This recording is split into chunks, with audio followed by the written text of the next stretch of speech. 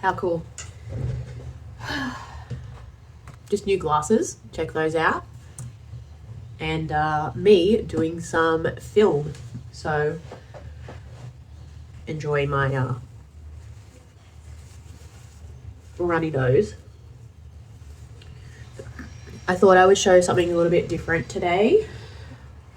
Usually I'd be doing this on a Sunday, but we had a Sunday game, so it is now happening on a Monday. So it's a very quick turnaround. That is all part of the job, really. We're in way better spirits this week. The scoreboard doesn't reflect how much of an improvement we made this week, if I'm being completely honest. So obviously scoreboard is not going our way, but Rome was not built in a day. So we are getting better, we're improving, and that's really my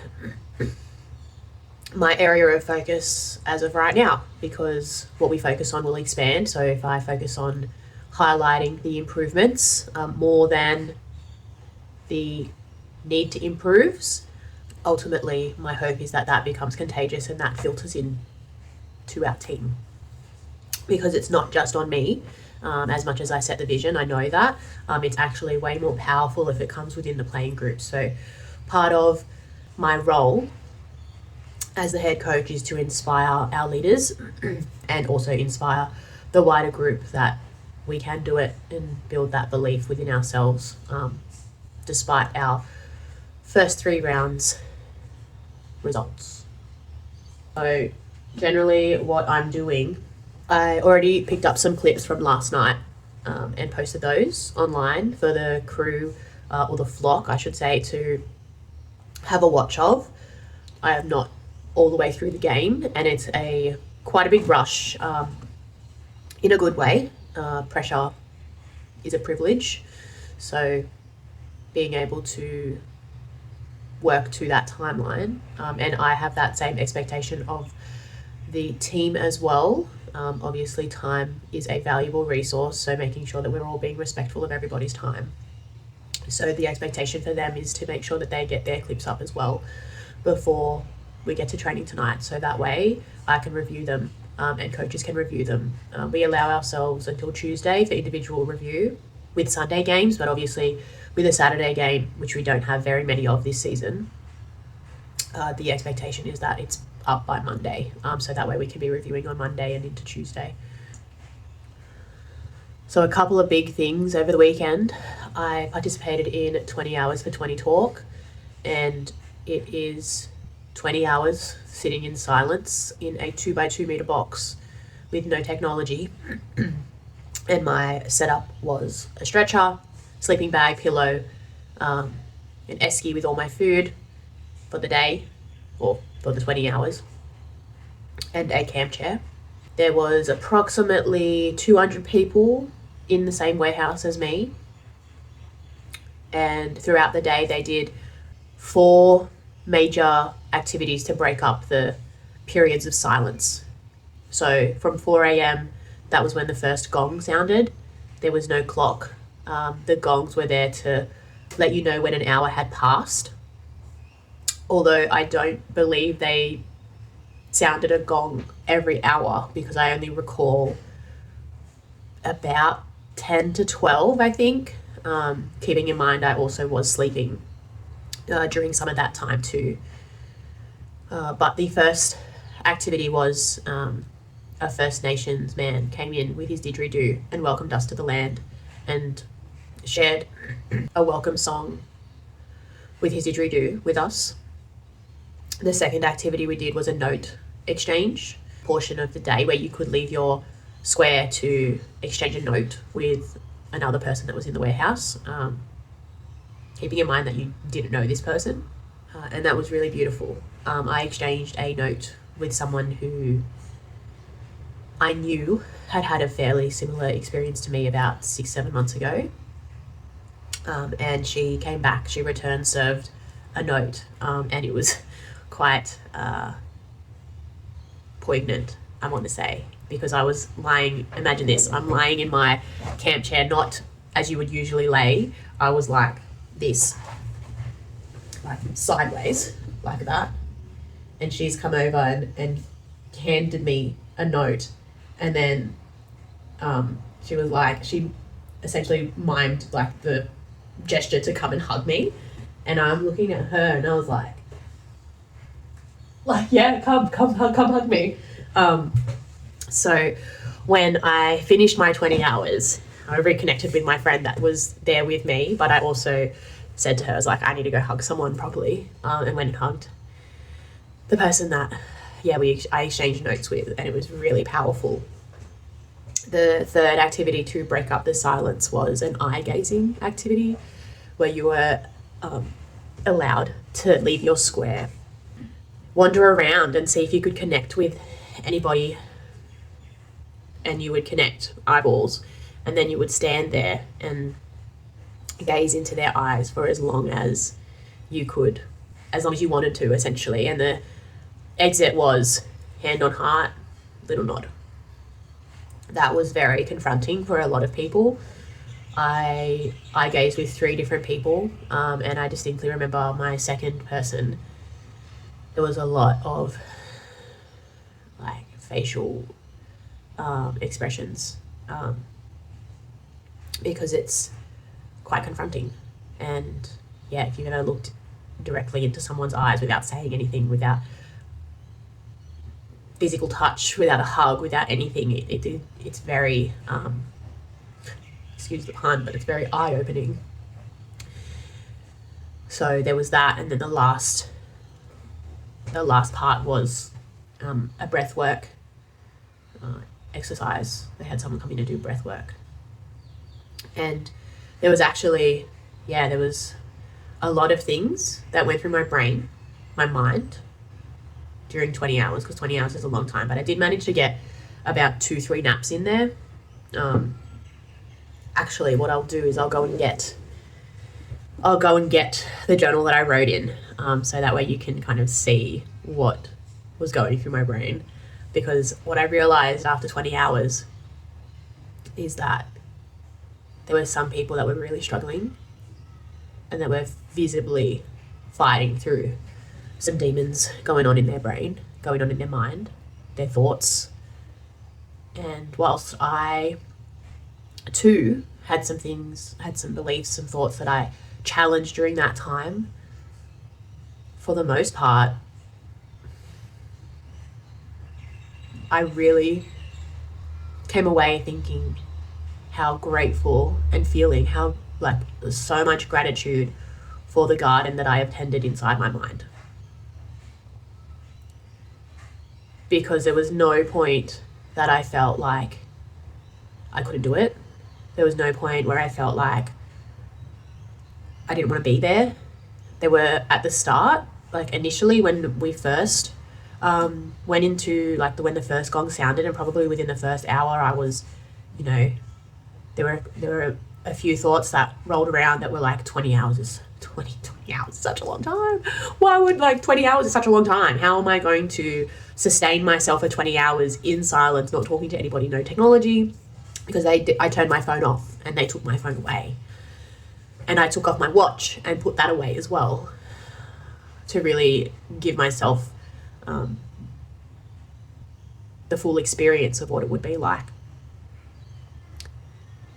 And the premise is event that youth that are struggling with their mental health live similarly to what I experienced for 20 hours.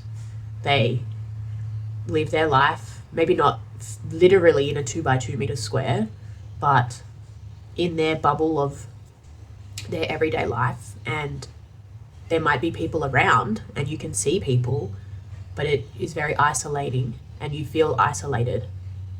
And whilst I did not feel lonely, I can also empathize and see how they would feel lonely. So props to 20 Talk for putting on an event where it allows you to experience that, but also fundraise so that youth can have access to preventative mental health maintenance and strategies and resources, because there is only 2% of government funding that is allocated to preventative resources for mental health. So 20 Talk is funded by the people. So for those that donated, thank you. Thank you. Because a lot of what we do is a reaction. We're not very, as a society, we are way less proactive when it comes to topics such as mental health. So if you'd still like to donate, you absolutely have the opportunity to. I'll pop the link in the description. If that's not something that is within your means right now, I totally respect that. But also, if there's other ways to support. So sharing the word, signing up to do the challenge yourself, and challenging yourself. I think if I was going to go again, which I believe I could, because I had thoughts of potentially doing it again, but actually not taking any food and just doing water and tea and black coffee, and really getting a fast to check the experience and just see if it would heighten the experience, which my hypothesis is that it would. But yeah, it's definitely something that I would be interested in doing again. And to escalate that even further, I could believe doing even a silent retreat too would be something that I would be really keen to try.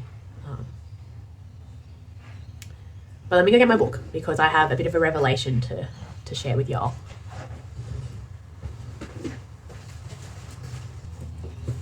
So, things they gave us. They gave us a book. It's a guided journal. It has questions in it, and there's different things that you can, different topics in here. I actually, funny story, I couldn't remember the date, so I left the date blank and I wrote Silence Day. And when I wrote in the questions, when I answered questions, that's what I wrote, because I couldn't remember what date it was. But something that I realized, a revelation I had while I was in 20 hours, and I couldn't tell you when I wrote this. I think it would have been, here we go, somewhere between 9 and 11 p.m. because I didn't know the time. But what I realized was that all of these side quests are actually to see and challenge my capacity and my capability as a human,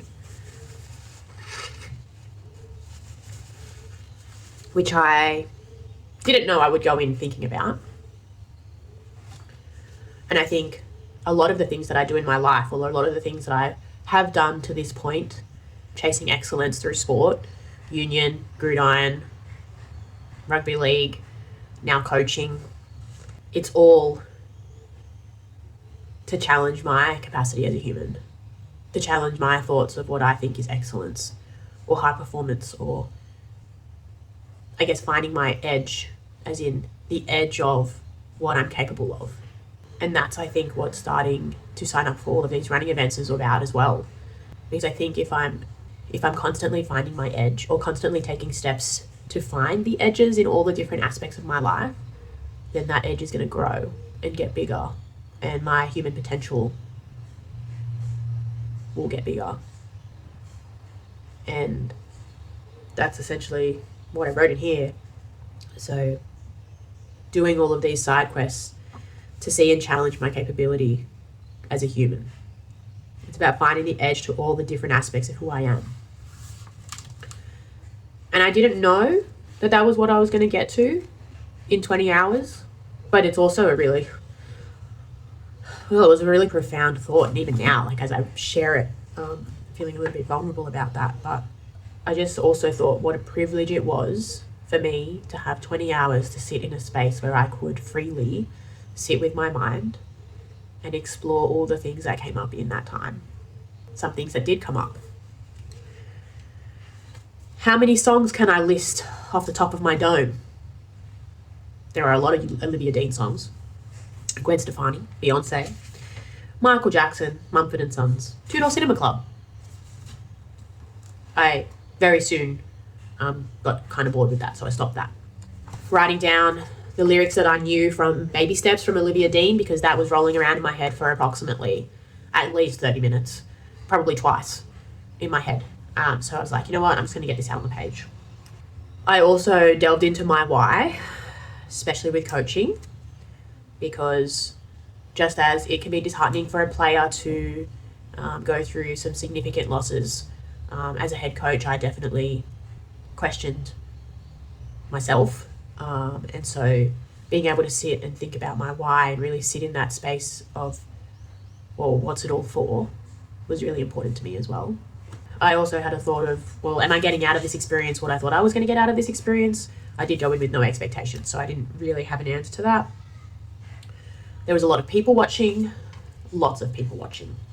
And probably my greatest thought process in all of this was, how many perimeter walks around my box would it take for me to get to 10,000 steps? I calculated it was 4 steps. So 2 by 2 meters for me was 4 steps on every side. So 16 steps in total. So it was going to take me about 700 perimeters to get to about 11,000 steps. Now, did I, like, that was my hypothesis. Did I achieve the hypothesis? Did I debunk it? No. But I did get to, my tally was, if you can see that there, 21. 21, which was about 3,000 steps around my 2 by 2 meter box. I also wrote about things that I would do if I came back again, the types of food that I would bring, because I initially thought it was only like cold foods, but they actually had hot water available. So 2-minute noodles, porridge even, definitely things that I would take back. And one other really cool question that came up for me was, if I was 80 years old, looking back on my life, what are the things I'd want to talk about? And I came up with 2 things before I then ventured out into other stuff, like the rest of what's in my journal. But I thought that was really cool too. But here I am, yapping for 22 minutes. And is there going to be some good stuff that comes from this? I hope so. But for now, it's back to clipping. It's back to the rest of my day, and here's to another week. If you've joined, if you're new, thanks for jumping in. And if you have any suggestions, I am open to the side quests. So if you think that there's something that's going to challenge my edge as a human, or my edges as a human, reach out, because I'd be very interested to connect.